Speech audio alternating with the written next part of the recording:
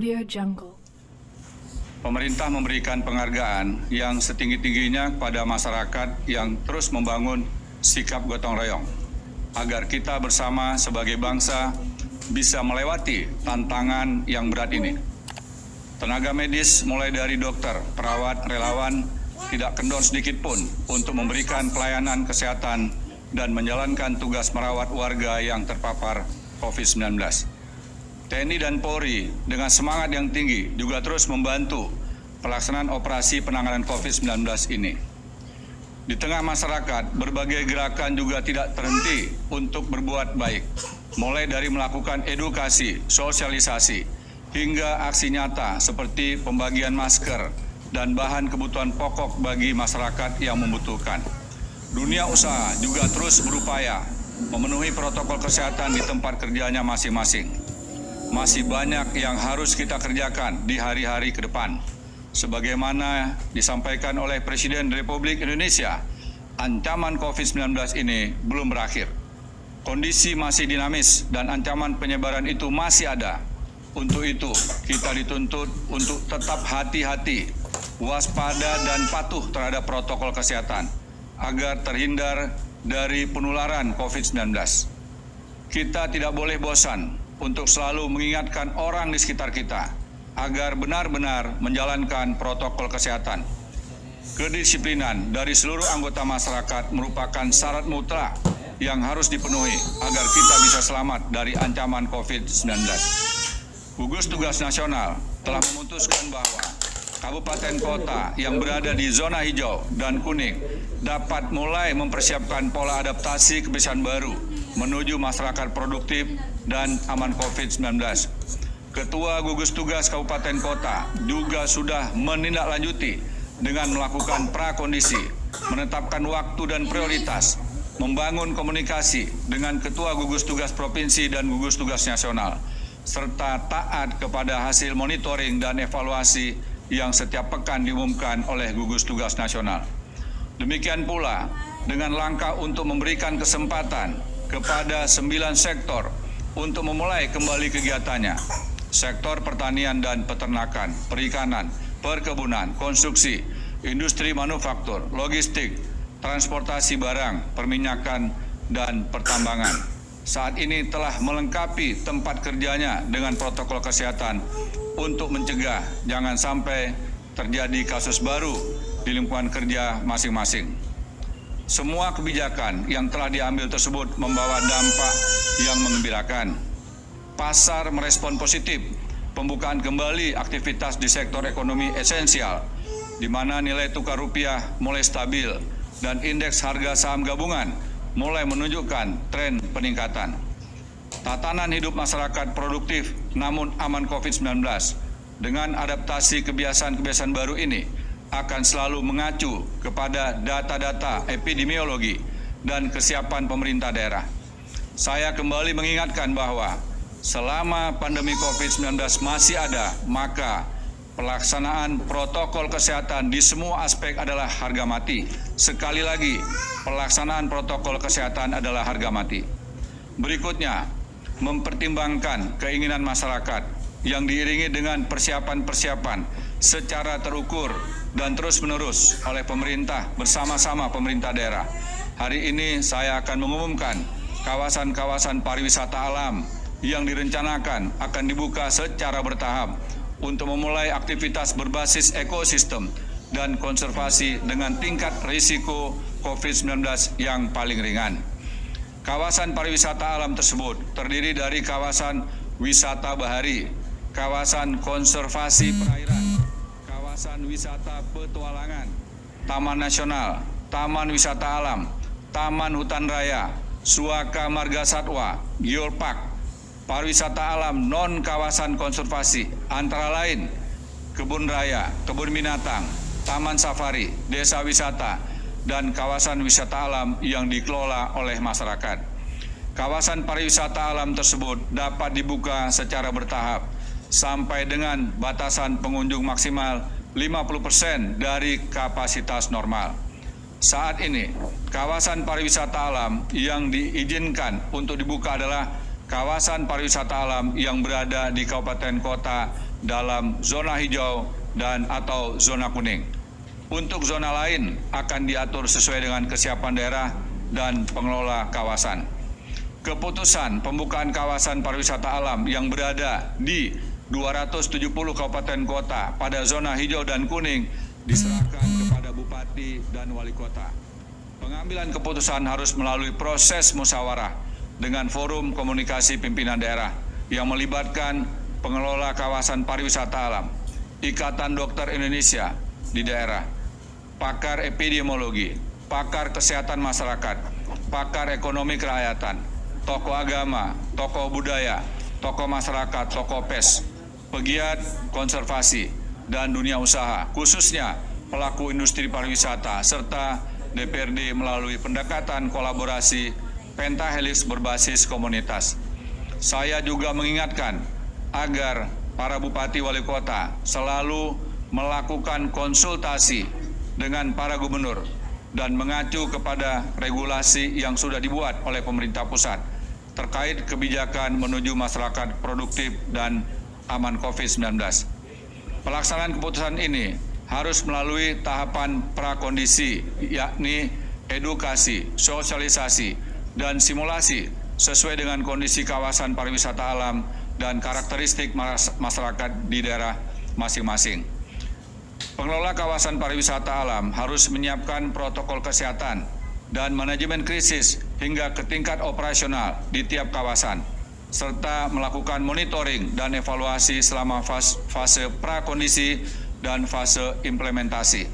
Pemerintah daerah agar memberikan rekomendasi kepada pengelola yang telah memenuhi protokol kesehatan sesuai keputusan Menteri Kesehatan nomor HK 0107 Menkes 382 tahun 2020 mengenai protokol kesehatan bagi masyarakat di tempat dan fasilitas umum dalam rangka pencegahan dan pengendalian COVID-19.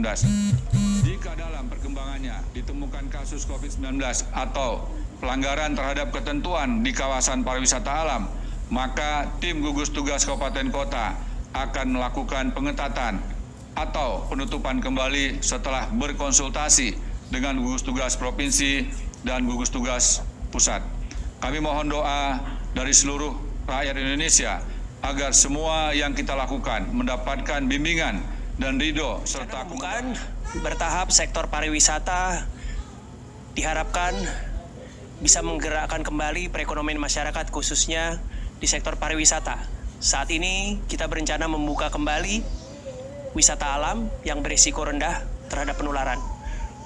Banyak para pelaku sektor pariwisata sangat menanti kebijakan ini karena selama 3 bulan terakhir mereka sangat terdampak oleh pandemi COVID-19 ini.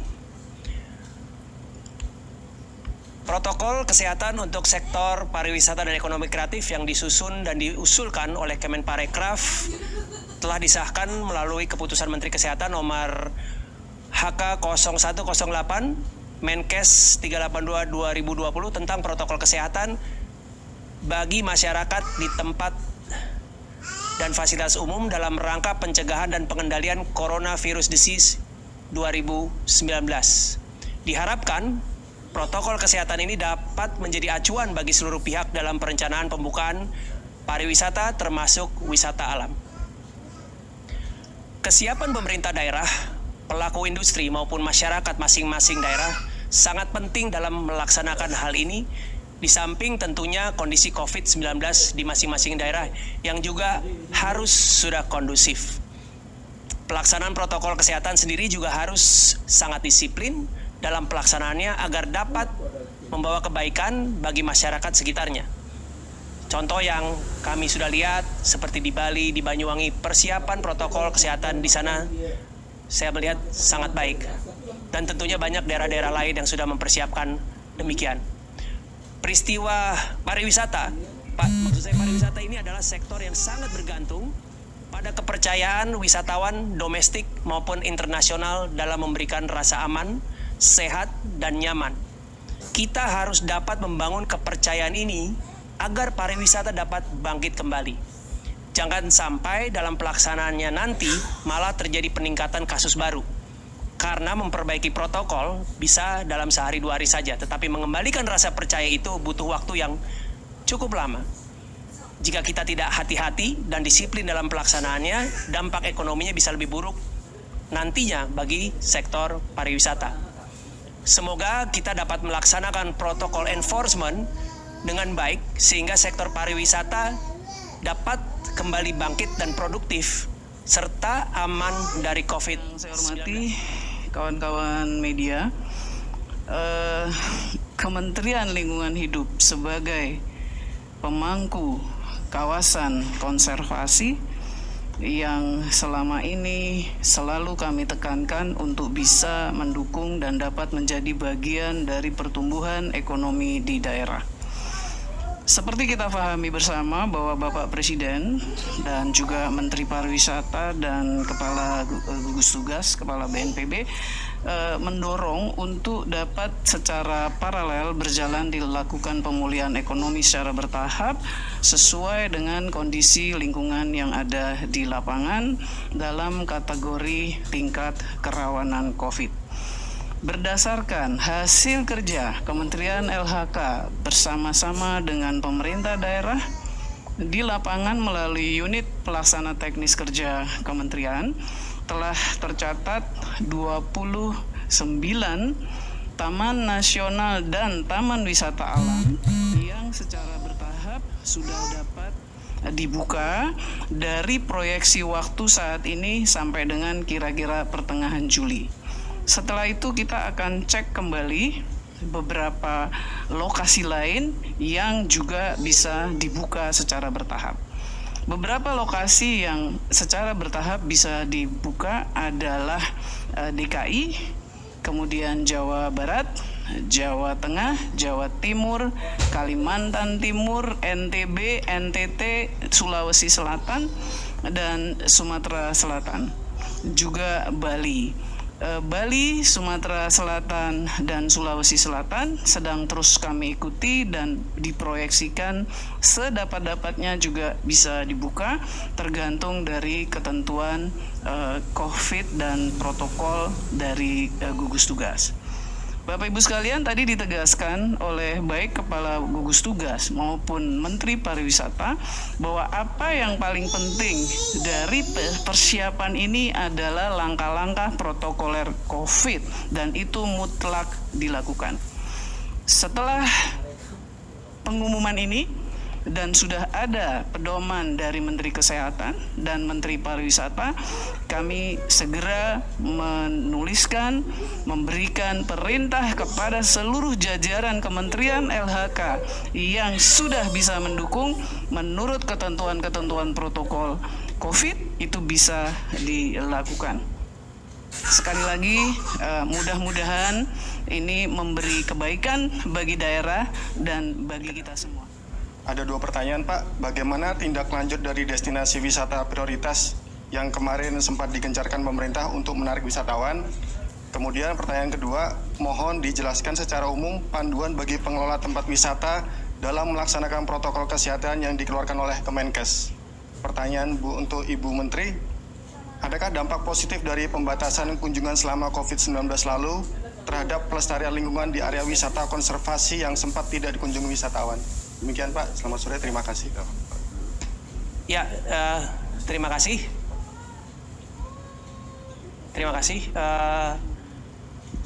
Destinasi super prioritas tetap menjadi proyek strategis nasional dan kita semua di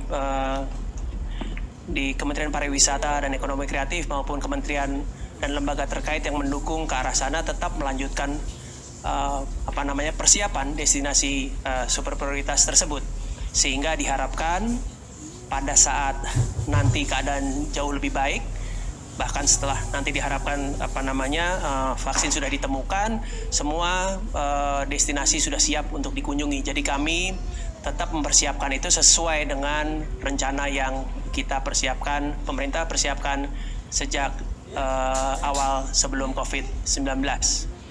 Dan panduan secara umum misalnya seperti jaga jarak, ya, cuci tangan, dan lain sebagainya yang akan diterapkan juga di wisata alam.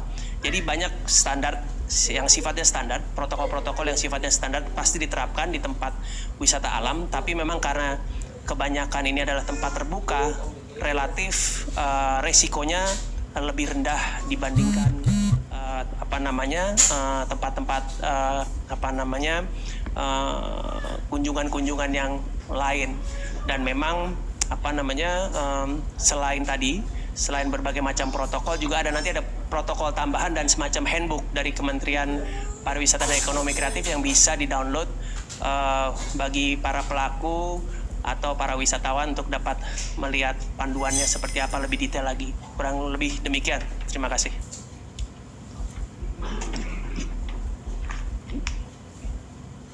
Terima kasih.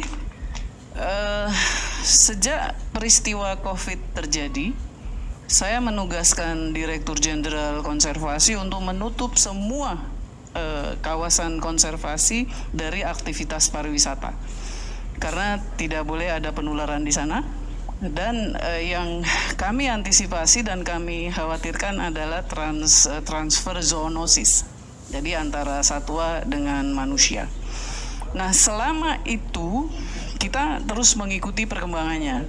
Yang pasti yang kami lakukan adalah jaga kawasannya dari keamanan, dari perambahan. Kemudian sambil kita ikuti perkembangannya supaya satuannya tidak kekurangan pakan. Nah, itu kita ikuti terus perkembangannya. Nah, pertanyaannya tadi apakah ada dampak-dampaknya? Beberapa taman nasional misalnya yang tadi yang saya sebutkan kita akan buka, seperti misalnya Gunung Gede Pangrango, Bromo Tengger Semeru, atau misalnya Rinjani.